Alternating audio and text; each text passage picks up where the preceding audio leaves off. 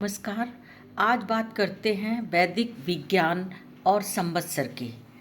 चैत्र मास शुक्ल पक्ष प्रतिपदा से संवत्सर प्रारंभ होता है।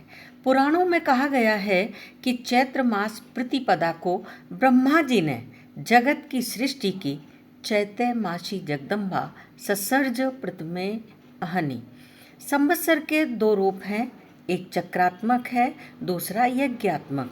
पृथ्वी जितने समय में अपने क्रांति वृत्त पर एक बिंदु से चलकर सूर्य का परिभ्रमण करती है और पुनः उसी बिंदु पर लौट आती है, इसी अवधि का नाम चक्रात्मक संवत्सर है।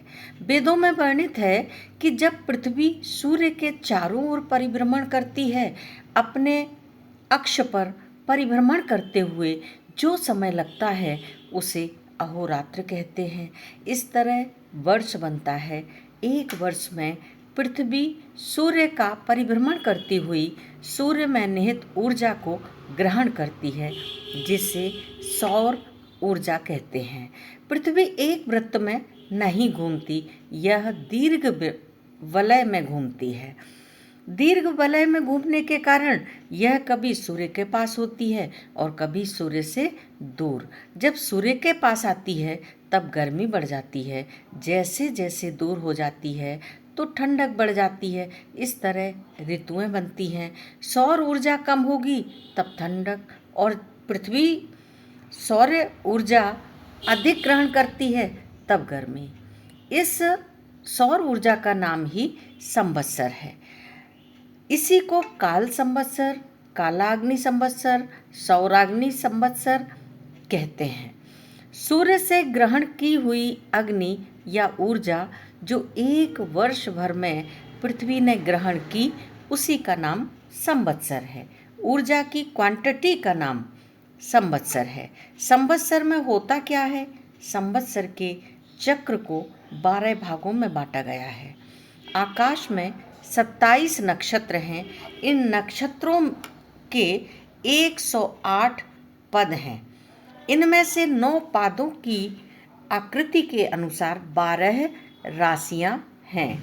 मेष, वृष, मिथुन, कर्क, कन्या, सिंह, तुला, वृश्चिक, धनु, मकर, कुंभ और मीन।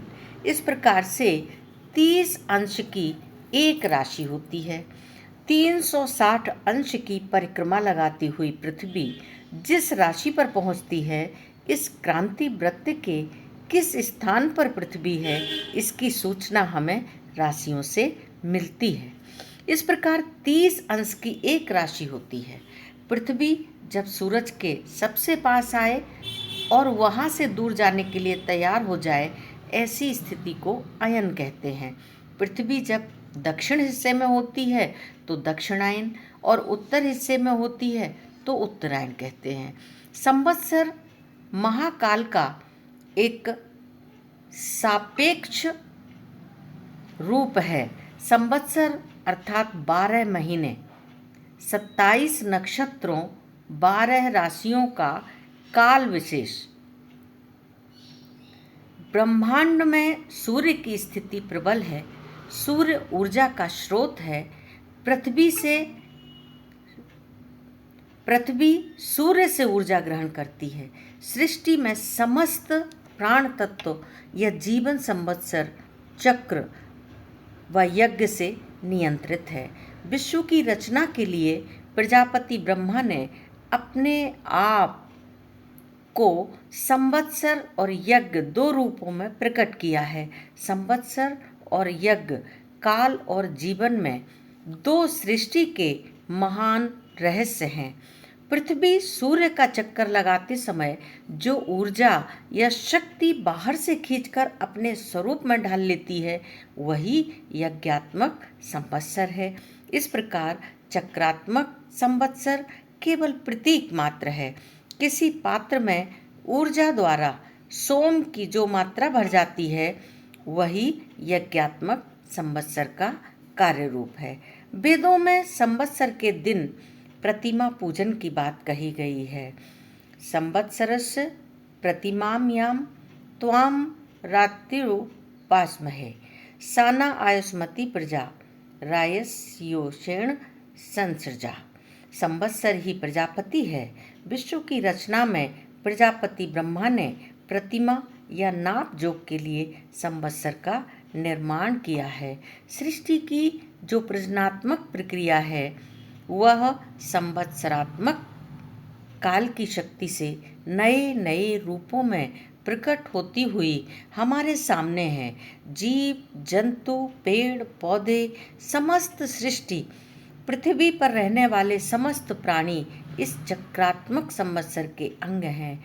देव अग्नि या शक्ति जो भी भूत पदार्थ बाहर से खींचकर अपने स्वरूप में ढाल लेते हैं वही यज्ञात्मक संवत्सर है। अग्नि में सोम की आहुति इसका स्वरूप है। सूर्य की ऊर्जा से ही मौसम काल जीव जगत बना है। सूर्य की ऊर्जा से पृथ्वी ने जो ऊर्जा ली उससे शरीर बना। शरीर केवल ऊर्जा का एक पिंड है। ऊर्जा के पिंड के भीतर ऊर्जा है जिसे प्राण कहते हैं। प्राण क्या है? श्वास प्रश्वास। यही प्रकृति का चक्र है जिसे ब्रह्म चक्र या संवत्सर चक्र कहते हैं। प्रत्येक बीज काल की अवधि में पुनः बीज तक पहुंचना यही संवत्सर काल है। यही जीवन का रूप है। आत्म तत्व का सर्वोत्तम प्रतीक सूर्य है। वही ब्रह्म है।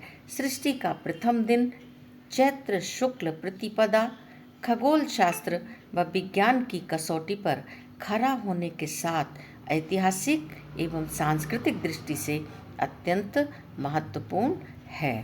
तो ये है वैदिक विज्ञान और संवत्सर। ओम शिव।